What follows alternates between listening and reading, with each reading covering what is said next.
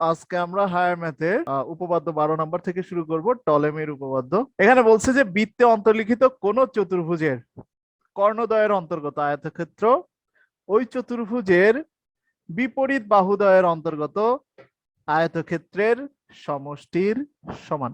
চলো আগে আমরা একটু চিত্রটা এঁকে নিই, তাহলে বুঝতে সুবিধা হবে। ঠিক আছে, আগে আমরা কর্ণ এই হচ্ছে দুইটা কর্ণ। হ্যাঁ, এখন চতুর্ভুজটা আঁকবো। চতুর্ভুজ আঁকতে গেলে জাস্ট মাথাগুলো তুমি অ্যাড করে দাও, চতুর্ভুজ হয়ে যাবে। তাহলে এই কর্ণ আর এই কর্ণ, এই দুইটা কর্ণের অন্তর্গত আয়তক্ষেত্র মানেই হচ্ছে আসলে ওই আয়তক্ষেত্রের ক্ষেত্রফল। আয়তক্ষেত্রের ক্ষেত্রফল আমরা কিভাবে বের করি? দৈর্ঘ্য গুণ প্রস্থ। তার মানে এই দুইটা কর্ণের একটাকে দৈর্ঘ্য মনে করো আর একটাকে প্রস্থ মনে করো, তাহলে ক্ষেত্রফল হবে দৈর্ঘ্য গুণ প্রস্থ। এইটা বিপরীত বাহুদ্বয়ের অন্তর্গত আয়তক্ষেত্র, এক জোড়া বিপরীত বাহু, তাহলে এদের অন্তর্গত আয়তক্ষেত্রের ক্ষেত্রফল হবে এডি ইন্টু বিসি। আবার আরেক জোড়া বিপরীত বাহু আছে, এদের অন্তর্গত আয়তক্ষেত্রের ক্ষেত্রফল হবে এবি ইন্টু সিডি। কোশ্চেনে যেটা বলেছে সেটা আমরা একটু মিলায় দেখি, যে কোন বৃত্তে অন্তর্লিখিত চতুর্ভুজের কর্ণদ্বয়ের অন্তর্গত আয়তক্ষেত্রেও বিপরীত বাহুদ্বয়ের অন্তর্গত আয়তক্ষেত্রের ক্ষেত্রফল দ্বয়ের সমষ্টির সমান, বা আয়তক্ষেত্র দ্বয়ের সমষ্টির সমান বললেও চলবে, যেটা কোশ্চেনে বলা ছিল। তো চলো আমরা এইবার এটাকে প্রুফ করার চেষ্টা করি। বিশেষ নির্বাচন। মনে করি বৃত্তে অন্তর্লিখিত এবিসিডি চতুর্ভুজের দুটি কর্ণ এসি ও বিডি। প্রমাণ করতে হবে যে AC into BD equal to AD into BC plus AB into AB এর বিপরীত সিডি, তাই না? এটা প্রুফ করতে হবে। সো এটা প্রুফ তুমি কিভাবে করতে পারো? যেহেতু এখানে দেখতে পাচ্ছ বাহুগুলার গুণফল বা ভাগফল যাই আছে, গুণফল আছে এখানে, তো বাহুগুলার গুণফল পাওয়া যায় একমাত্র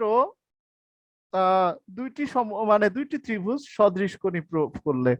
ঠিক আছে, কিন্তু কথা হচ্ছে যে এখানে ত্রিভুজ তো অনেকগুলাই আছে, কোন দুইটা ত্রিভুজ সদৃশ কোণী প্রুফ করতে হবে সেটা দেখো। আমাদের এসি কর্ণ আছে আর বিডি কর্ণ আছে। ঠিক আছে, এমন ভাবে তুমি এমন দুইটা ত্রিভুজ নিবা যে দুইটা ত্রিভুজ দুইটা কর্ণকে কাভার করতে পারবে। যেমন হচ্ছে আমরা এসি কর্ণের দুই সাইডে দুইটা ত্রিভুজ দেখতে পাচ্ছি, ওই দুইটা ত্রিভুজ নিয়ে আমরা কাজ করতে পারি। কিন্তু ওই দুইটা ত্রিভুজের সাথে বিডি কর্ণের উপরে দুইটা ত্রিভুজ যদি থাকে, সেই দুইটা ত্রিভুজের সাথে কম্পেয়ার করতে হবে। সেটা কিভাবে দেখো, আমরা একটু আস্তে আস্তে আগাই, তাহলে বুঝতে পারবো কিভাবে। আমরা কি করব, এই বিডি কর্ণ তুমি দেখতে পাচ্ছ, বিডি কর্ণের উপরের সাইডে দুইটা ত্রিভুজ আঁকার চেষ্টা করব। ঠিক আছে, যে দুইটা ত্রিভুজের কোণগুলা, হ্যাঁ, এই এবিসি ত্রিভুজ আর এডিসি ত্রিভুজের কোণগুলার সমান হবে। ঠিক আছে, এমন দুইটা ত্রিভুজ নিয়ে আমরা কাজ করার চেষ্টা করব। তো চলো দেখি সেটা কিভাবে করা যায়। সেটা করার জন্য আমাদেরকে একটু কিছু জিনিস এখানে ধরে নিতে হচ্ছে। কি জিনিস ধরে নিতে হচ্ছে সেটা হচ্ছে, এই বিএসসি কোণ আছে এখানে আর ডিএসসি কোণ আছে এই বিন্দুতে, দুইটা কোণ আছে দেখতে পাচ্ছ।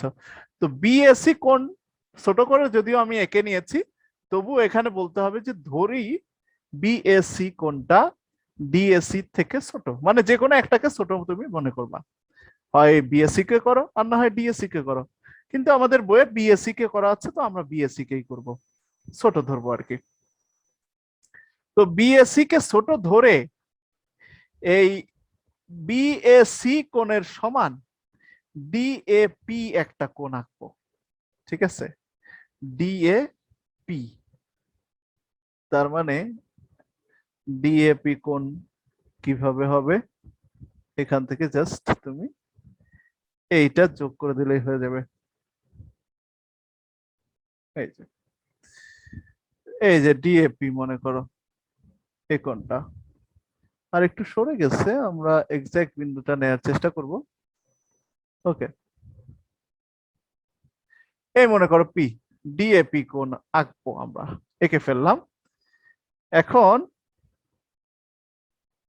আচ্ছা, তার মানে এই দুইটা কোণ কিন্তু সমান।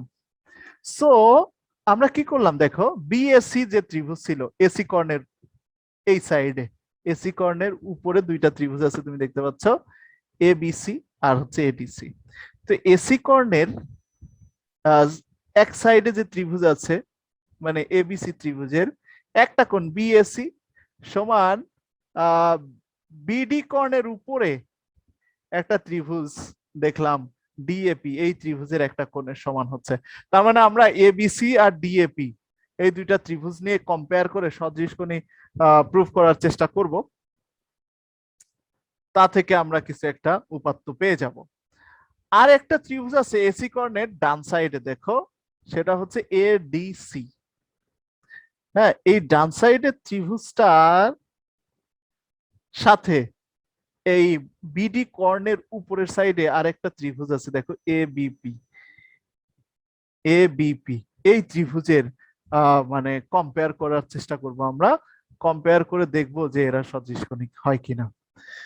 ঠিক আছে, ওকে। তাহলে আমরা এখন একটু এটাকে কাট করে রেখে দিই, নিচে নিয়ে যাই এইটা চিত্রটা, এরপরে আমরা বর্ণনাগুলো লেখা শুরু করি।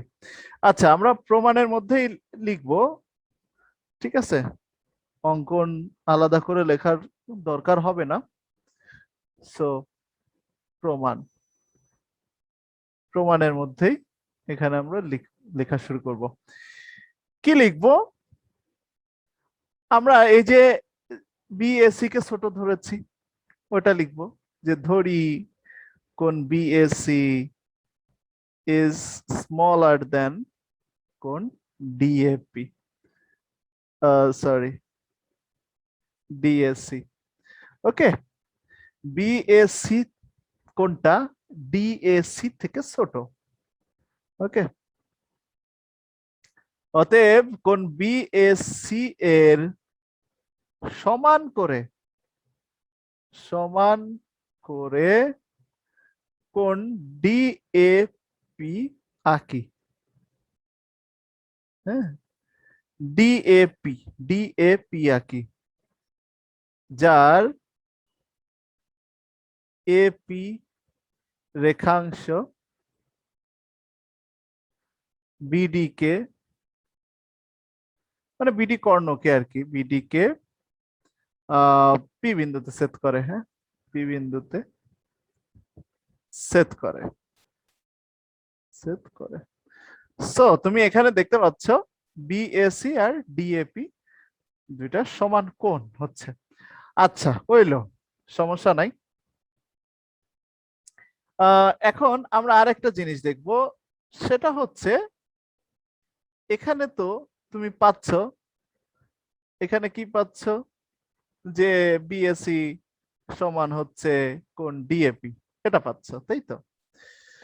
এখন এই দুইটা কোণ সমান, এই দুইটা কোণের সাথে আমি যদি এই মাঝখানে স্লাইস কোণটুকু, অর্থাৎ কোণ পিএসি, ছোট্ট কোণ, এই জন্য স্লাইস বলতেছি, ঠিক আছে, জাস্ট বোঝানোর জন্য, এই ছোট্ট কোণ পিএসি যদি যোগ করি তাহলে কি হয় একটু দেখি।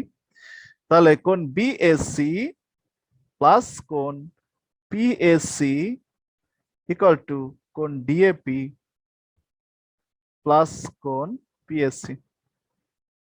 ওকে, আচ্ছা, তো বিএসসি আর পিএসসি এর যোগফল কি হতে পারে? বিএসসি আর পিএসসি, দেখো আমি জিনিসটা দেখাই, এই এতটুকু হচ্ছে বিএসসি, হ্যাঁ, আর এই এতটুকু হচ্ছে পিএসসি। তাহলে বিএসসি আর পিএসসি এই দুইটা কোণ মিলায়ে দেখো একটা বড় কোণ হচ্ছে, সেটা হচ্ছে বিএপি কোণ। ঠিক আছে না, বিএপি কোণ হচ্ছে। তো আমরা বিএপি লিখতে পারি এখানে ডিরেক্টলি, বিএপি লিখতে পারি। ওকে, দেন এখানে ডিএপি আর পিএসসি এর দিকে আবার তুমি একটু খেয়াল করো, ডিএপি কোথায়? ডিএপি, তার মানে এই কোণটা ডিএপি, এই কোণটার পিএসি মানে এই স্লাইসটুকু যোগ করলে কি হচ্ছে, ডিএসি হচ্ছে, ডিএসি কোণ পাওয়া যাচ্ছে। ওকে, তো আমরা কোণ ডিএসি এখান থেকে পাচ্ছি। সো বিএপি সমান ডিএসি পাচ্ছি। দেখো বিএপি একটা ত্রিভুজও আছে, তাই না? এই ত্রিভুজ আর ডিএসিও তো একটা ত্রিভুজ আছে। এই ত্রিভুজ, এই দুইটা ত্রিভুজ নিয়ে আমরা তাদেরকে সদৃশকোণী করার চেষ্টা করব। আর বিএসি আর ডিএপি তুমি দুইটা ত্রিভুজ পেয়েছো আগেই। বিএসি আর ডিএপি দুইটা কোণ সমান, কোন দুইটা ত্রিভুজের? বিএসি ত্রিভুজ আর ডিএপি ত্রিভুজেরই। তাদেরকে সদৃশকোণী করার চেষ্টা করব, তাহলেই আমাদের প্রুফটা আস্তে আস্তে আমরা পেয়ে যেতে থাকবো। ওকে, সো আমরা একটু দেখে আসি এইখান থেকে প্রথমে আমরা কোন দুইটা ত্রিভুজ নিয়ে কাজ করতে পারি।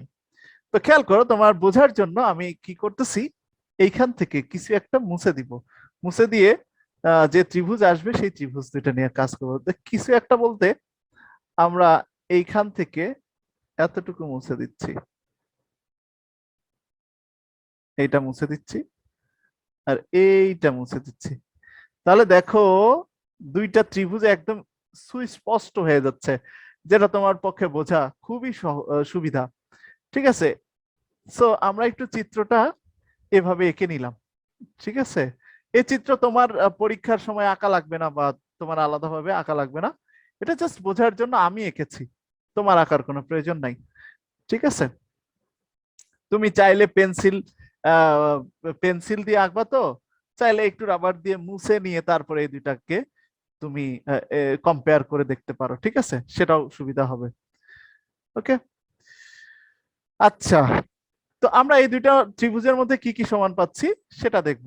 তো খেয়াল করো, এই দুইটা ত্রিভুজের মধ্যে একই চাপ এ বি এর উপর দণ্ডায়মান দুইটা বৃত্তস্থ কোণ আছে কিনা। আছে, দেখো আমি তো এই রেখাটা মুছে দিয়েছি।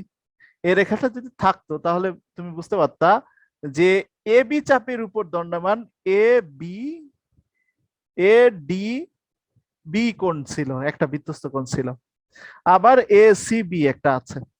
তার মানে এই দুইটা কি বৃত্তস্থ কোণ, একই চাপের উপর দণ্ডায়মান, তাই এই দুইটা কোণ সমান। সো আমি এ ডি বি কোণ না বলে আমি এ ডি পি কোণ বলবো, যাতে এই ত্রিভুজের মধ্যে থাকে। হ্যাঁ, ওকে, তো আমরা এখন এইভাবে লিখবো যে এখন ত্রিভুজ এবিসি ও ত্রিভুজ এডিপি, এডিপি এর মধ্যে কি কি সমান আছে সেটা নিয়ে আমরা একটু কাজ করবো আর কি। কি কি সমান আছে দেখো, প্রথমে তো এখানে কোন বিএসি সমান কোন ডিএপি, এটা তো আছেই। হ্যাঁ, এটা তো প্রথমেই আমরা এঁকে নিয়েছিলাম। আচ্ছা, এইবার একই চাপ এ বি এর উপর দণ্ডায়মান, একই চাপ এ বি এর উপর দণ্ডায়মান এ ডি পি কোণ সমান হচ্ছে এ সি বি কোণ। সো আগে যেহেতু এবিসি ত্রিভুজ বলেছি, তাহলে এসি বি কোণটাই আগে আমি এখানে লিখবো। তাহলে এসি বি সমান কোণ, এই ত্রিভুজের কোণ হচ্ছে এ ডি বি হওয়ার কথা ছিল, কিন্তু বি পর্যন্ত না যে পি পর্যন্ত আমরা থাকলাম, কারণ এডিপি হচ্ছে এই ত্রিভুজের মধ্যে থাকে। তাহলে কোণ এডি, এখানে সাইড নোটটা একটু লিখে দিব যে একই চাপ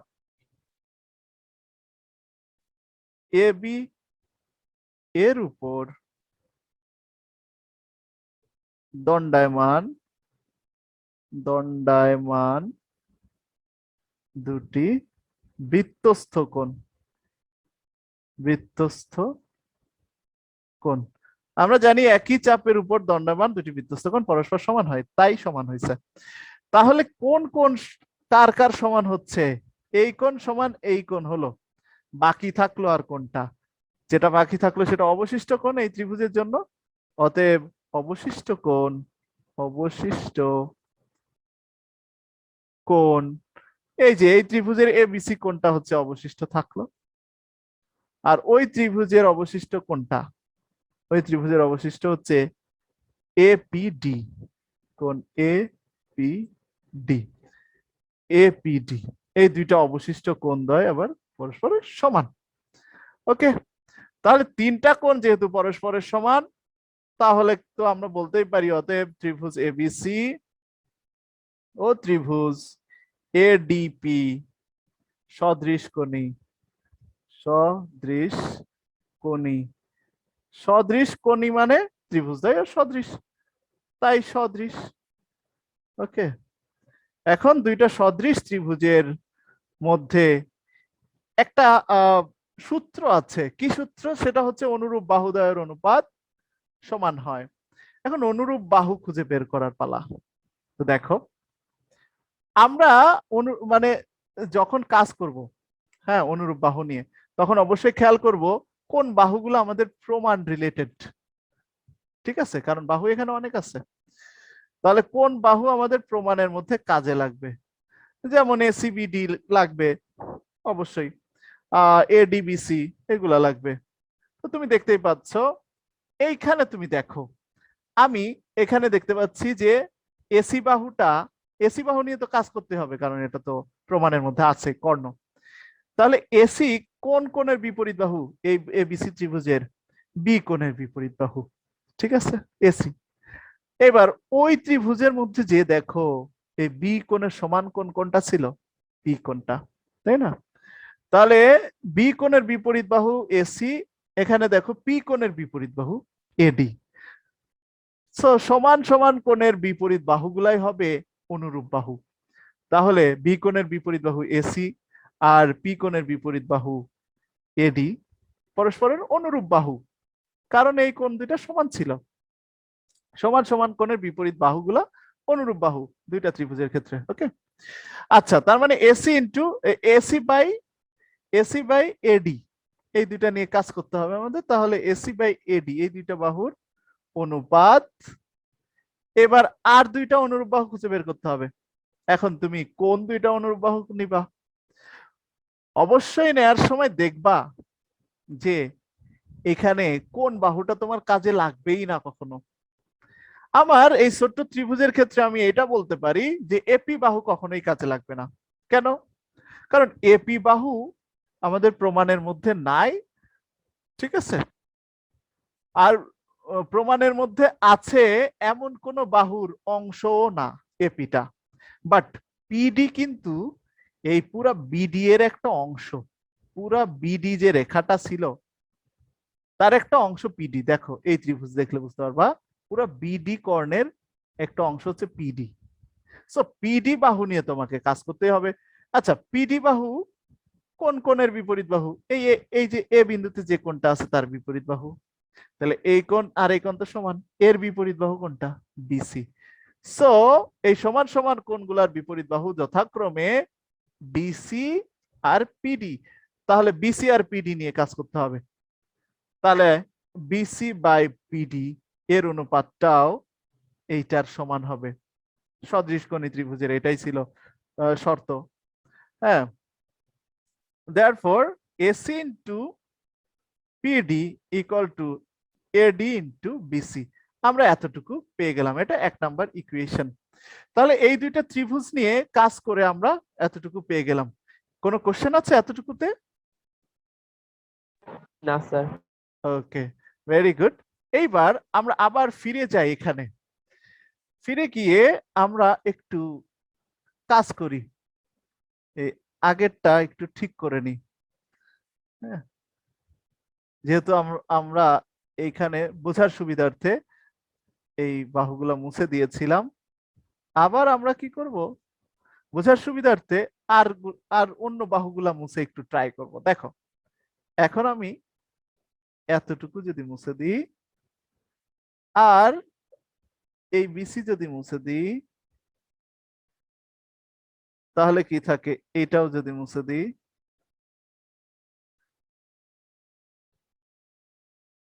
ওকে। তো এখানে ছিল এই যে এই কোণ বিএপি কোণ, এটার সমান হচ্ছে ডিএসসি কোণ। এটা আমরা দেখেছিলাম এই যে এই চিত্রে যে দুইটা সমান কোণ। ঠিক আছে, তো আমরা এই দুইটা ত্রিভুজ নিয়ে এখন কাজ করব। ওকে, সো এইটাকে আমরা কাট করে নিচে নিয়ে যাই, মানে কপি করে। এটা তোমাদের করা লাগবে না, আমি আবারও বলছি, জাস্ট তোমাদের বোঝার সুবিধার্থে আমি করলাম। তোমরা চাইলে পেন্সিল দিয়ে যখন আঁকবা তখন এভাবে মুছে, এভাবে একটু মুছে নিয়ে এই উপপাদ্যটা লিখে পরে আবার তুমি ওইখানে ঠিক করে দিতে পারো, দাগগুলো দিয়ে দিতে পারো। ঠিক আছে, এটা তোমার স্ট্র্যাটেজি। আচ্ছা, এখানে খেয়াল করো, এখানে আমরা লিখবো আবার এই দুইটা ত্রিভুজ, অর্থাৎ ত্রিভুজ এডিসি, এডিসি ও ত্রিভুজ এবিপি, হ্যাঁ, এর মধ্যে, এই দুইটা ত্রিভুজের মধ্যে কি কি সমান আছে দেখো। প্রথমে তো দুইটা কোণ তুমি দেখতেই পাচ্ছ, এই দুইটা তো আমাদের তৈরি করা ছিল। হ্যাঁ, কোথায় তৈরি করা ছিল? এই যে এখানে, এখানে বিএপি সমান ডিএসি, বিএপি সমান ডিএসি। সো আমরা এই দুইটা আগে লিখবো, আগে ডিএসিটা লিখবো, যে ডিএসি সমান কোণ বিএপি। তাহলে এই দুইটা ত্রিভুজের মধ্যে দুইটা কোণ সমান অলরেডি আমরা পাচ্ছি। এবার তুমি একটু খেয়াল করে দেখো, একই চাপ এডি এর উপর দণ্ডায়মান বৃত্তস্থ কোণ একটা এ বি ডি হওয়ার কথা ছিল, কিন্তু এটুকু তো আমরা মুছে দিয়েছি। তার মানে এ বি পি পর্যন্ত আমরা নিব। এ বি পি কোণটা সমান হচ্ছে এ সি ডি কোণটা। তাহলে একই ত্রিভুজ, একই চাপ এডি এর উপর দণ্ডায়মান দুইটা বৃত্তস্থ কোণ হচ্ছে এ বি পি আর এ সি ডি। এই দুইটা বৃত্তস্থ কোণ আবার পরস্পর কেমন? সমান, কারণ একই চাপের উপর দণ্ডায়মান কোণগুলো পরস্পর সমানই হয়। সো এটা আমরা লিখব যে এসিডি, এসিডি সমান কোণ এবিপি। সাইড নোটটা একটু লিখে দিই যে একই চাপ, একই চাপ এডি এর উপর, এর উপর দণ্ডায়মান বৃত্তস্থ কোণ। তো আমরা জানি একই চাপের উপর দণ্ডায়মান বৃত্তস্থ কোণগুলো পরস্পর সমান হয়। ঠিক আছে, তো একই চাপের এডি এর উপর দণ্ডায়মান বৃত্তস্থ কোণ দুইটা পরস্পর সমান, সেটাই লিখেছি। তাহলে অবশিষ্ট কোণ আর কি থাকে? এডিসি আর এপিবি, সেটাও লিখে ফেলি। হ্যাঁ, ও অবশিষ্ট, অবশিষ্ট কোণ এডিসি সমান অবশিষ্ট,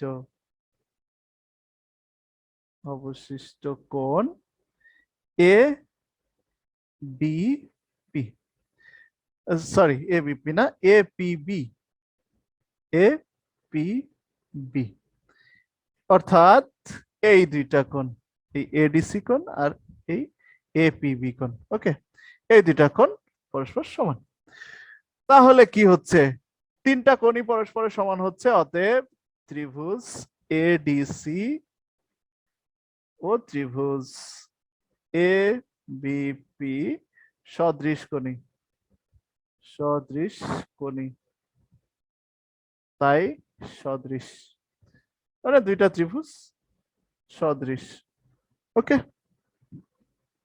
যেহেতু দুইটা ত্রিভুজ সদৃশ, তাহলে আমরা এখন সদৃশ দুইটা ত্রিভুজের অনুরূপ বাহুগুলোর অনুপাত যে সেম, সেটা আমরা করব। আচ্ছা, এখন খেয়াল করো, আমার এসি বাহুটা তো লাগবেই, এসি কর্ণটা তো লাগবেই। তাহলে এসি কর্ণ কার বিপরীত বাহু? এডিসি ত্রিভুজের মধ্যে এসিটা হচ্ছে এই ডি কোণের বিপরীত বাহু। আর ওই ত্রিভুজের ডি কোণের সমান কোন কোণ ছিল? পি কোণটা। তার মানে এই পি কোণের বিপরীত বাহু কি? এবি। তার মানে এসি আর এবি হচ্ছে অনুরূপ বাহু। সো এসি বাই এবি মানে অনুরূপ বাহুগুলার অনুপাত। হ্যাঁ, এই দুইটা বাহুর অনুপাত পাচ্ছি। এখন কোন বাহুর আমার দরকারই নাই, আমার এপি বাহু দরকার নাই, এই ছোট ত্রিভুজটার এপি বাহু দরকারই নাই। কেন? ওটা প্রমাণের অংশ না। আমার কোন বাহু দরকার?